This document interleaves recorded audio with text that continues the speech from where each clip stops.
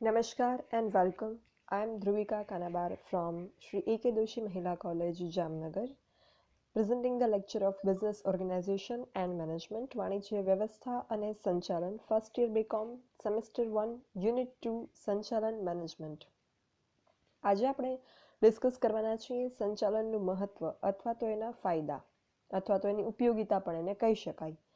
સંચાલનનું મહત્વ કીધું હોય, ફાયદા કીધું હોય, ઉપયોગિતા કીધી હોય, ઓલ આર સેમ, બધું જ સરખું થશે. ઇંગ્લિશમાં importance, advantages, merits, benefits, everything is same. સંચાલનના આપણે મહત્ત્વની વાત કરીએ. સંચાલન વિશે આપણે ઘણું બધું ડિસ્કસ કર્યું, એનો અર્થ, એની પ્રક્રિયા, એ સિવાય ઘણા બધા પોઈન્ટ ડિસ્કસ કર્યા. પણ હવે એનું મહત્ત્વ શું છે, એની એવી બધી કેવી ઉપયોગિતા છે કે જેના કારણે સંચાલન કરવામાં આવે છે, સંચાલનનો એની આટલી મોટી એક્સરસાઇઝ કરવામાં આવે છે, આટલી મહેનત કરવામાં આવે છે સંચાલન પાછળ, અને એના ઉપર શું આધારિત રહેલું છે કે જેથી એનું મહત્ત્વ આટલું બધું છે કે જેને એક ફોર્મલ એજ્યુકેશન તરીકે કોર્સીસ પણ એના બનાવાયા છે. તો એવું એનું શું મહત્ત્વ છે એની આપણે વાત કરીએ. તો સંચાલકીય કાર્યદક્ષતા વધે છે. સંચાલન કરવાથી જે છે એ સંચાલકીય કાર્યદક્ષતા વધે. સંચાલકોને વિવિધ પ્રશ્નો પર યોગ્ય નિર્ણયો લેવાના હોય છે. આપણે નિર્ણયકરણની પ્રક્રિયાની વાત કરી સંચાલનના, તો આ નિર્ણયકરણની પ્રક્રિયામાં જે છે એ ઉપયોગી થાય છે. સંચાલન કરવાથી એ નિર્ણયો વધારે સારી રીતે લઈ શકાય છે અને બુદ્ધિપૂર્વકના યોગ્ય નિર્ણય લીધેલા હોય, રેશનલી બાઉન્ડ ડિસિઝન્સ લીધેલા હોય, તો it ultimately increases the efficiency of management. So first advantage of management is it increases efficiency of management. Second one, યોગ્ય કર્મચારી ગણ મેળવી શકાય છે. સ્યુટેબલ એમ્પ્લોઈઝ પ્રોક્યોર કરવા માટે સંચાલન બહુ જ અગત્યનું છે. સંચાલનના સિદ્ધાંતો જે છે એ બધા જ કાર્યની અગત્યતા કેટલી છે એ નક્કી કરી આપે છે, અને એ કાર્યની અગત્યતા મુજબ એ કાર્ય કરવા માટે કેવા કર્મચારીની જરૂર પડશે, કેવી લાયકાત, કેવા ગુણો ધરાવતા કર્મચારીની જરૂર પડશે એ ખ્યાલ આવે, અને પછી એવા કર્મચારી જે છે એમને ત્યાં પસંદગી કરી શકાય, અને એમને વેતન આપવા માટે પણ વૈજ્ઞાનિક માળખું જે છે એ સંચાલન નક્કી કરી આપે છે કે જેના લીધે good employees can be attracted towards unit. So management helps in procuring suitable employees. ત્યારબાદ મજૂર માલિક સહકાર વધે છે. કોઈ પણ બિઝનેસ યુનિટ હોય એમાં મજૂર અને માલિક એટલે કે ઉપલી સપાટીના સંચાલકો એટલે કે માલિકો અને મજૂર નીચલી સપાટી તળ સપાટીના કામદારો, આ બંને વચ્ચેનો જે સહકાર છે, બંને વચ્ચેના હાર્મોનિયસ રિલેશન્સ છે, કોઓપરેશન એકબીજા માટેનું છે, એ બહુ જ અગત્યનું છે એકમની સફળતા માટે. કારણ કે યોજનાઓનું ઘડતર સંચાલકો કરશે, ઉપરની સપાટીએ થશે, પણ એનું અંતે તો અમલીકરણ નીચેની સપાટી દ્વારા સારી રીતે થશે ત્યારે જ યોજના સફળ થશે અને ત્યારે જ એકમનો ધ્યેય સિદ્ધ થશે અને એકમ સફળતા મેળવશે. દેટ ઇઝ વાય મજૂર માલિકની સહકાર જે છે એ અગત્યનો છે, અને આ સહકારની ભાવના જે છે મજૂર માલિકમાં એ વાણિજ્ય સંચાલનના સિદ્ધાંતો મુજબ અમલવારી થતી હોય, એ સિદ્ધાંતોની એ મુજબ એમને વેતન આપવામાં આવતું હોય કર્મચારીઓને, અને એ મુજબ કર્મચારીઓને જ્યારે ટ્રીટ કરવામાં આવતા હોય ત્યારે શક્ય બને છે લેબર મેનેજમેન્ટ કોઓપરેશન. એના પછી ગુણવત્તામાં વધારો. વૈજ્ઞાનિક સંચાલનમાં યંત્ર અને સાધન જે છે એનું પ્રમાણીકરણ કરવામાં આવે છે. એમની એફિશિયન્સી મુજબ એમની પાસેથી કામ લેવામાં આવે છે. સેમ વસ્તુ કર્મચારીઓને પણ તાલીમ અને માર્ગદર્શન આપવામાં આવે છે, ટ્રેનિંગ આપવામાં આવે છે, ગાઈડન્સ આપવામાં આવે છે, અને એમને જે છે એ પોઝિટિવ વેમાં એમના ઉપર કંટ્રોલ રાખી અને કામ લેવામાં આવે છે કે જેથી ઉત્પાદનના જે આ બધા સાધનો છે, સજીવ અને નિર્જીવ બધા જ યંત્રો અને કર્મચારીઓ, એ સાધનો પોતાનું બેસ્ટ પરફોર્મન્સ આપી શકે અને ગોલ અચીવમેન્ટ તરફ કામગીરી કરી શકે. સો અહીંયા ઉત્પાદનની ગુણવત્તા જે છે એમાં વધારો થાય છે. It increases the quality of production. એના પછી ગુણવત્તામાં વધારાની સાથોસાથ એક વસ્તુ બહુ જ અગત્યની છે, ઉત્પાદન ખર્ચમાં ઘટાડો. આપણી પાસે જેમ ઉત્પાદનના અન્ય સાધનો સીમિત છે, એમ જે નાણું છે એ પણ ક્યાંય કોઈ પણ પેઢી કે કોઈ પણ વ્યક્તિ પાસે ક્યારેય અમર્યાદિત પ્રમાણમાં નથી હોતું. એની પણ જે છે એ હંમેશા ખાધ જ હોય છે, અથવા તો એની પણ જે છે ઘટ હોય છે. એવા સંજોગોમાં ઉત્પાદન ખર્ચમાં ઘટાડો થવો પણ એટલો જ જરૂરી છે ગુણવત્તાના વધારાની સાથે. So to decrease the production cost, અહીંયા જે છે એ ગુણવત્તાને જાળવી રાખી અને બગાડને અટકાવવા માટે પણ આયોજનો કરવામાં આવે છે. કઈ રીતે જે છે, તમે 12થમાં પ્રોસેસ અકાઉન્ટ શીખ્યા હશો, પ્રક્રિયા પડતર. તો એમાં 3 પ્રક્રિયામાંથી માલ પસાર થઈ અને તૈયાર માલ બને, તો એમાં દર પ્રોસેસમાં સામાન્ય બગાડનો કોટા તમને આપેલો હોય. પછી અસામાન્ય બગાડ જો થશે તો એમાં જે છે એ પછી તમારા માટે એ વસ્તુ થોડી એકમ માટે જે છે એ નુકસાનકારક સાબિત થશે. તો એ ન થાય અને સામાન્ય બગાડ જે છે એ જ થાય એ માટેનું પણ અહીંયા બધું આયોજન કરવામાં આવે છે. અને વસ્તુની પડતર કિંમત ઓછી આવે એના માટેનો પણ પ્રયત્ન કરવામાં આવે છે કે જેનો લાભ ઉત્પાદકને વધુ નફાના સ્વરૂપમાં મળે છે, કર્મચારીઓને વધુ વેતનના સ્વરૂપમાં મળે અને ગ્રાહકોને જે છે વસ્તુની કિંમત ઓછી ચૂકવવી પડે. તો અહીંયા જે છે એ બધા જ પક્ષકારો જેટલા પણ સંકળાયેલા છે અહીંયા, પ્રોડ્યુસર અથવા તો ઓન્ટરપ્રિન્યોર, ક્લાયન્ટ અથવા તો કસ્ટમર અને એમ્પ્લોયી, એ બધાને પોતપોતાનું વળતર જે છે એ સારી રીતના પૂરતા પ્રમાણમાં મળી રહે છે. એના પછી સંશોધન વૃત્તિને ઉત્તેજન આપે છે. It provides stimulation to innovations. ઇનોવેશન્સને સ્ટિમ્યુલેટ કરે છે મેનેજમેન્ટ. સંચાલન જે છે એમાં ઇનોવેશન્સ થાય તો નવી નવી પદ્ધતિઓ આવે, જે કંઈ કામ કરવાનું છે એમાં કંઈક અપડેટ થાય, નવું ઇમ્પ્રુવમેન્ટ થાય, સુધારો વધારો થાય. અને સમયની સાથે દરેક બાબતમાં સુધારો વધારો જરૂરી છે. તો એ વસ્તુ પણ અહીંયા સંચાલનથી શક્ય બને છે. સંચાલનમાં ભાગ લેતી વ્યક્તિ કાર્ય સુધારા અને સંશોધન પ્રવૃત્તિ તરફ જે છે એ પ્રેરિત થાય છે. કર્મચારીઓ પણ સંશોધનમાં રસ લેતા થાય છે અને સફળ સંશોધન જે છે એ બહુ જ ઉપયોગી નીવડે છે એકમ માટે. તમે જુઓ, જેમ જેમ ડેવલપમેન્ટ થયું દરેક ક્ષેત્રમાં, સામાજિક ડેવલપમેન્ટ હોય, યાંત્રિક ડેવલપમેન્ટ હોય કે પછી વ્યક્તિગત વિકાસ હોય, કોઈ પણ પ્રકારનો વિકાસ હોય, એમાં ક્યાંક ને ક્યાંક જે છે એ ઘણા બધા પક્ષકારો એનાથી પ્રભાવિત થતા હોય છે અને એક પોઝિટિવ ઇફેક્ટ એની આવતી હોય છે. એના પછી જીવન ધોરણમાં સુધારો, increase in standard of living. વૈજ્ઞાનિક સંચાલન જે છે એ કર્મચારીને યોગ્ય વળતર આપવા માટેના સિદ્ધાંતો બનાવે છે. એમને યોગ્ય વળતર ઉપરાંત એમને પ્રોત્સાહન આપવું, એમની કામગીરીમાં જે છે કઈ રીતે વધારે સારું થઈ શકે એ માટેના પ્રયત્ન થાય છે. અને આ બધાથી અલ્ટિમેટલી કર્મચારીનું જે જીવન ધોરણ છે એ ઊંચું આવે છે. એના પછી ઔદ્યોગિક સુસંવાદિતતા અને શાંતિ સ્થપાય છે. It creates industrial peace and harmony. વૈજ્ઞાનિક સંચાલન જે છે એ હમણાં જ આપણે એક પોઈન્ટમાં વાત કરી કે મજૂર માલિક સહકાર વધારે છે. તો મજૂર માલિક સહકાર જ્યારે વધશે, એમના સંબંધો જ્યારે હાર્મોનિયસ હશે, સુસંવાદિતતાપૂર્ણ હશે, પીસફુલ હશે, શાંતિપૂર્ણ હશે, ત્યારે જે છે એ વસ્તુને લીધે એકમને ફાયદો થશે. વૈજ્ઞાનિક સંચાલક માનવ તત્વ ઉપર ભાર મૂકે છે કે હ્યુમન રિલેશન્સ અને હ્યુમન એલિમેન્ટને ઇમ્પોર્ટન્સ આપે છે. સાયન્ટિફિક મેનેજમેન્ટ માનવી કરતાં યંત્ર જે છે એ અલગ છે. યંત્રને જે રીતે ટ્રીટ કરવામાં આવે એના કરતાં માનવીને ટ્રીટ કરવાની મેથડ્સ અલગ હોય, માનવીને મોટિવેટ કરવાની મેથડ્સ અલગ હોય, મોટિવેટ કરવા પડે, માર્ગદર્શન આપવું પડે. આ બધી બાબત જે છે એ વૈજ્ઞાનિક સંચાલનમાં સામેલ થાય છે. તો અહીંયા મજૂર માલિકને જે છે એ સમાન એમને ગણવામાં આવે છે. મતલબ કે એમના બંનેના હિતની જાળવણી થવી જોઈએ એકમની કામગીરીમાં. એવું નહીં કે માત્ર માલિકોને જ ફાયદો થાય એ રીતે કામગીરી થાય. વૈજ્ઞાનિક સંચાલન એમ કહે છે, વૈજ્ઞાનિક સંચાલન, સાયન્ટિફિક મેનેજમેન્ટ, કે મજૂરને પણ એમનો હક મળવો જોઈએ, માલિકને એમનો હક મળે એની સાથોસાથ કોઈ એક પક્ષકારને હક ના મળવો જોઈએ. તો આ થવાથી જે છે ઔદ્યોગિક શાંતિ સર્જાય છે અને આ ઔદ્યોગિક શાંતિ જે છે એ ઔદ્યોગિક સફળતામાં પરિણમે છે.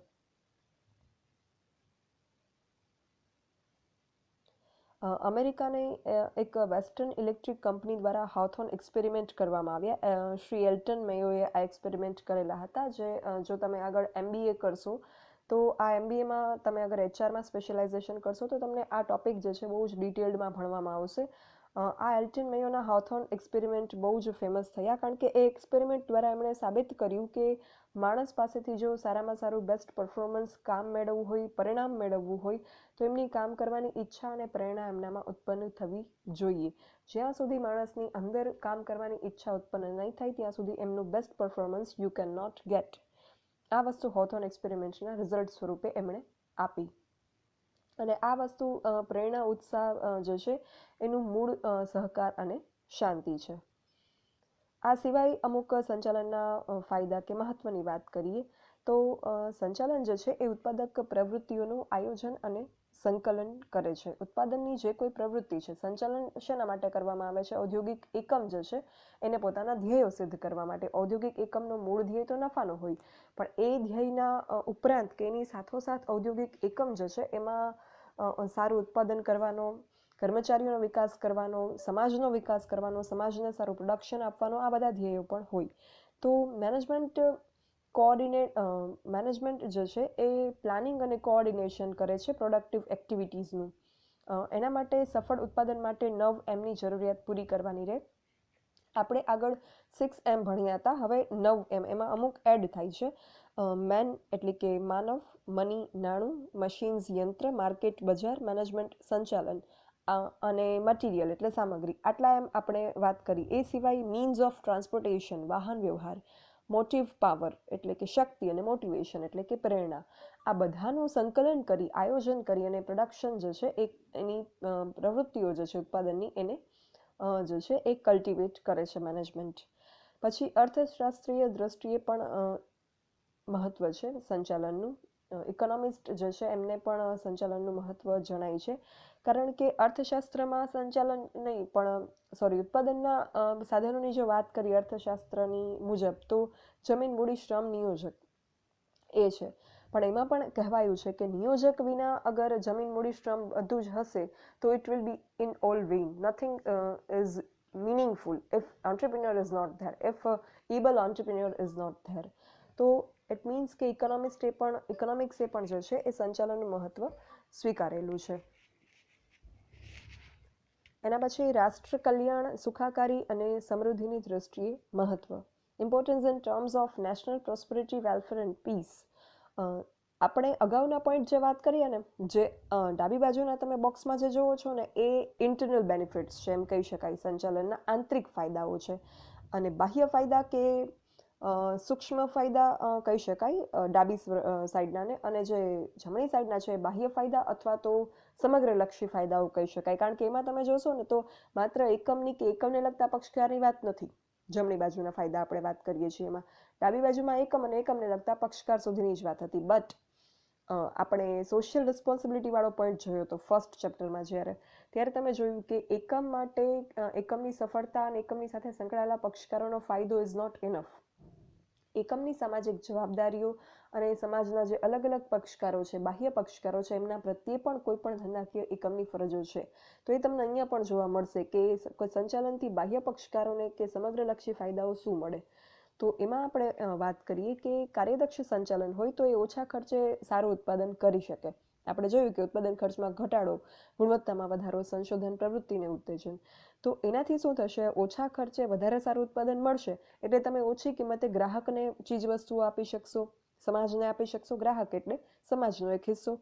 પછી ઉત્પાદન જે છે એનો નફો વધી શકે એટલે કે ઓન્ટરપ્રિન્યોરને એનો હક મળશે, કર્મચારીને વેતન આપી શકાશે સારું. તો એનાથી અલ્ટિમેટલી રાષ્ટ્રની કુલ સુખાકારી, સંપત્તિ, કલ્યાણ, સમૃદ્ધિ જે છે એમાં વધારો થશે. નેશનલ પ્રોસ્પેરિટી, વેલ્થ અને વેલફેર જે છે એ વધશે. અને રાષ્ટ્ર જે છે એમાં મિલકતની તંગી નહીં રહે કે પછાત નહીં રહે. પછી પછાત અને અલ્પવિકસિત રાષ્ટ્રો માટે મહત્વનું. Important for backward and underdeveloped nations. જે દેશ અલ્પવિકસિત છે, પછાત છે, એ શા માટે પછાત છે? તો હંમેશા સાધનોની ઉણપ હોય કે સંપત્તિના હોય એનાથી કોઈ નેશન કે ઇવન ઇન્ડિવિજ્યુઅલને પણ લઈ લો તો એ પછાત ના રહે. પછાત જે છે એ કોઈ દેશ કે કોઈ ઇન્ડિવિજ્યુઅલ ત્યારે જ રહે કે જ્યારે એની પાસે રહેલા સાધનો ઉપયોગ કરતા ના આવડતું હોય. એટલે જ ઇકોનોમિક્સમાં ભાર મૂકવામાં આવે છે કે મેક્સિમમ યુટિલાઇઝેશન ઓફ રિસોર્સિસ. તો પછાત દેશ જે છે એની પાસે સારું સંચાલન નથી, એટલા માટે એની પાસે જેટલા સાધનો છે એનો એ પ્રોપર ઉપયોગ કરી એના કોમ્બિનેશનથી સારું પ્રોડક્શન કરી અને દેશ વિકાસ નથી કરી શકતો. તો સંચાલન જો હશે તો પછાત અને અલ્પવિકસિત રાષ્ટ્રો જે છે એ આગળ આવી શકશે. એના પછી આંકડાશાસ્ત્રીય દ્રષ્ટિએ મહત્વ, સ્ટેટિસ્ટિકલ વ્યૂ પોઈન્ટથી એનું ઇમ્પોર્ટન્સ. તો આંકડાશાસ્ત્રીઓના મત મુજબ એમણે એક આંકડો આપ્યો સ્ટેટિસ્ટિશિયન્સે, આંકડાશાસ્ત્રીઓએ, કે અમેરિકામાં જે છે એ એવરી 100 કંપનીઝ જે એસ્ટાબ્લિશ થાય છે, આઉટ ઓફ દેટ 50 કંપનીઝ જે છે એ વિધિન 2 years એ જે છે એ બંધ કરી દેવી પડે છે. વાય? બિકોઝ એ જે છે ચાલતી નથી કે નફો નથી કરતી. તો આવું શા માટે? અને પછી 5 વર્ષ પછી તો આ 50માંથી જેટલી 50 કંપની ચાલુ રહે છે એમાંથી પણ માત્ર 33 કંપની જે છે એ પોતે વધારે સસ્ટેન કરી શકે છે. તો આના પાછળનું કારણ છે સંચાલન. અગર સંચાલન સારું હશે તો કંપની જે છે એ બંધ કરવાનો વારો નહીં આવે. એ સિવાય પણ બધી વસ્તુઓ અગત્યની છે, જેમ કે બાકીની સંપત્તિઓ છે, નાણાં છે, સારા કર્મચારીઓ છે. બટ આ બધું હોવા છતાં અગર સારું સંચાલન નહીં હોય તો ડેફિનેટ છે કે એ કંપની જે છે લાંબુ ટકી શકશે નહીં. અગર સંચાલન સારું હશે ને બાકીના સાધનો થોડા લિમિટેડ હશે, થોડી સ્કેર્સિટી હશે, અછત હશે, તો પણ સંચાલન સારું હશે તો સારા સંચાલન દ્વારા આ બધા સાધનોને જે છે એ ધ્યેયલક્ષી કામગીરી તરફ આગળ વધારી શકાશે બિકોઝ ઓફ એફિશિયન્ટ મેનેજમેન્ટ. એના પછી સફળતા અને નિષ્ફળતાની દ્રષ્ટિએ મહત્વ. Success and failures of business unit depends on its management. ધંધાદારી સાહસ જે છે એ સફળતા નિષ્ફળતાનો આધાર ઘણો ખરો સંચાલન ઉપર રહે છે. અગર ડૉક્ટર જ્યોર્જ ટેરીએ પણ કહેલું છે કે કાર્યદક્ષ સંચાલન વગરનું સાહસ જે છે વધારે સમય ટકી શકે નહીં. તમારી પાસે બહુ બધી બુક્સ હોય, આપણે એક out of the box example લઈએ, બિઝનેસને, ધંધાઓને બધુંને સાઈડમાં રાખીને તમારી પાસે બહુ જ સારી સારી બુક્સ હોય, તમારી પાસે સરસ મજાની સ્ટેશનરી હોય, રેફરન્સ બુક ઘણી બધી તમે લઈને બેસી ગયા હો, પેન, પેન્સિલ અને બુક્સ, જે કંઈ સ્ટેશનરીની જરૂર છે એ પણ તમારી પાસે બહુ સરસ હોય, માહોલ પણ બહુ સારો હોય, તમે ભણવા બેઠા હોય, એકદમ પ્લીઝન્ટ એન્વાયરમેન્ટ, રિલેક્સિંગ, કામ, શાંત વાતાવરણમાં તમે અભ્યાસ કરવા માટે આ બધા જ તમારી જે સંપત્તિઓ છે, એજ્યુકેશનલ એસેટ્સ, એને લઈને તમે બેસો, બરાબર છે. બટ તમારી પાસે જે છે સરસ મજાનું ફૂડ લઈને બેસો કે ચલો વાંચતા વાંચતા થોડુંક ભૂખ લાગે કે એમ થાય કે I want to take break, તો થોડુંક કંઈક ખાઈ લેશું, થોડીક એકાદી ચોકલેટ લઈને બેસી, આ તે બધું જ તમે ઓલ સેટ કરીને બેસો. બટ તમારી પાસે અગર મેનેજમેન્ટ નહીં હોય કે કેટલા ટાઈમમાં મારે કેટલું વસ્તુ પૂરી કરવી છે, કેટલા ક્વેશ્ચન કે કેટલા ટોપિક કે કેટલા સબ્જેક્ટ મારે કેટલા દિવસ, કેટલી કલાક કે કેટલી મિનિટમાં પૂરા કરવા છે, if you don't manage that, then આ બધી જ વસ્તુઓ જે છે નકામી જશે બિકોઝ તમે તમારો અભ્યાસ સરખી રીતે કરી શકશો નહીં. આઈ ડોન્ટ થિંક કે હવે મારે કંઈ કહેવાની જરૂર છે કે સંચાલન વિના બાકીના સાધનો કેટલા નિરર્થક છે, અને બાકીના સાધનો ઓછા હશે પણ સંચાલન જો સારું હશે તો કઈ રીતે તમારું ધ્યેય જે છે તમે પ્રાપ્ત કરી શકો. ફાઇન. સો વાણિજ્ય સંચાલન તરફનું આધુનિક દ્રષ્ટિબિંદુ. આધુનિક સમયમાં જે છે એ વાણિજ્ય સંચાલન બહુ જ અગત્યનું બન્યું છે મોડર્ન વ્યૂ પોઈન્ટમાં. જેમ્સ બર્નહામે આધુનિક યુગના ઔદ્યોગિક ક્રાંતિ પછીનો જે યુગ છે એમને સંચાલન ક્રાંતિ યુગ તરીકે ઓળખાવે છે, the age of managerial revolution. પણ હવે આ સંચાલનના મહત્વ અને ફાયદાઓ વિશે તો આપણે વાત કરી, પણ જેમ આપણે હંમેશા કહીએ છીએ કે દરેક સિક્કાની બે બાજુઓ હોય છે, every coin has two sides, એમ સંચાલનના પણ ફાયદા છે, મહત્વ છે, ઉપયોગિતા છે, પણ એની સાથોસાથ એની પણ મર્યાદાઓ છે, લિમિટેશન્સ છે. એ લિમિટેશન્સ શું છે હવે આપણે એની પણ સાથે સાથે વાત કરી લઈએ. તો આટલા બધા ફાયદા તો આપણે જોયા, સૂક્ષ્મલક્ષી અને સમગ્રલક્ષી ફાયદાઓ આપણે જોયા, at micro level and at macro level. Business unit અને એની સાથે સંકળાયેલા પક્ષકારોને માટેના ફાયદા અને બહારના પક્ષકારો માટેના ફાયદા બધું જ આપણે જોયું. Steel there are some limitations of management. એના વિશે જો વાત કરીએ તો સંચાલન જે છે એ એના સિદ્ધાંતોમાં સતત ફેરફાર થયા કરે છે. સંચાલનના જે સિદ્ધાંતો છે એ વિજ્ઞાનના આપણે સાથે સંચાલનને સરખાવીએ છીએ કે management is science up to some extent. But વિજ્ઞાનના સિદ્ધાંતો જે છે એ હંમેશા નિયમો અફર રહે છે, અચળ રહે છે. તમે અહીંયા જામનગરમાં હોય કે તમે પછી ન્યુયોર્કમાં જાઓ, everywhere scientific principles are same. ગ્રેવિટીનો નિયમ હોય, ગુરુત્વાકર્ષણનો નિયમ, તો અહીંયા લાગુ પડે એ જ તમે અમેરિકામાં કે પછી બીજી કોઈ પણ કન્ટ્રીમાં જાઓ તો એ સેમ લાગુ પડે. બટ જ્યારે આપણે વાત કરતા હોઈએ મેનેજરિયલ પ્રિન્સિપલ્સની, સંચાલનના સિદ્ધાંતોની, તો મેનેજરિયલ પ્રિન્સિપલ્સ જે છે it undergoes constant and continuous changes. એમાં સતત ફેરફાર થયા કરે છે. એ સિદ્ધાંતો હંમેશા વિજ્ઞાનના સિદ્ધાંતોની જેમ જે છે એ એક સરખા રહેતા નથી. હવે એવું કેમ આપણે એ થાય તો એવું એટલા માટે કારણ કે વિજ્ઞાનના સિદ્ધાંતો જેના ઉપર લાગુ પડે છે ને એ બધું નિર્જીવ છે. અને જ્યારે મેનેજમેન્ટના સિદ્ધાંતો જેના પર લાગુ પડે છે ને એ બધા સાધનો સજીવ છે, એટલે કે માણસો ઉપર મેનેજમેન્ટના પ્રિન્સિપલ્સ, સંચાલકીય સિદ્ધાંતો આપણે લાગુ પાડીએ છીએ. અને જ્યારે ચેતનવંતી જીવંત વ્યક્તિઓની આપણે વાત કરતા હોઈએ ત્યારે આપણે મેનેજમેન્ટના પ્રિન્સિપલ્સ જે છે એ ફોર લેબર ઓર એમ્પ્લોઈઝ હોય તો principles of management can not remain stable, clear and rigid there. ત્યારે એમાં ફેરફાર કરવા પડે. આપણે કોઈ જે છે એ શિફ્ટમાં કામ સોંપ્યું હોય કામદારને, અને અગર કોઈ કામદાર હેલ્થ વાઇઝ ફિટ ના હોય તો ઇન દેટ કેસ તમારે એ કામદારને જેમાં એને બહુ ફિટનેસની જરૂર નથી, શાંતિથી થઈ શકે એવું છે, ત્યાં શિફ્ટ કરી અને કોઈ બીજા કામદારને ત્યાં રિપ્લેસ કરવું પડે.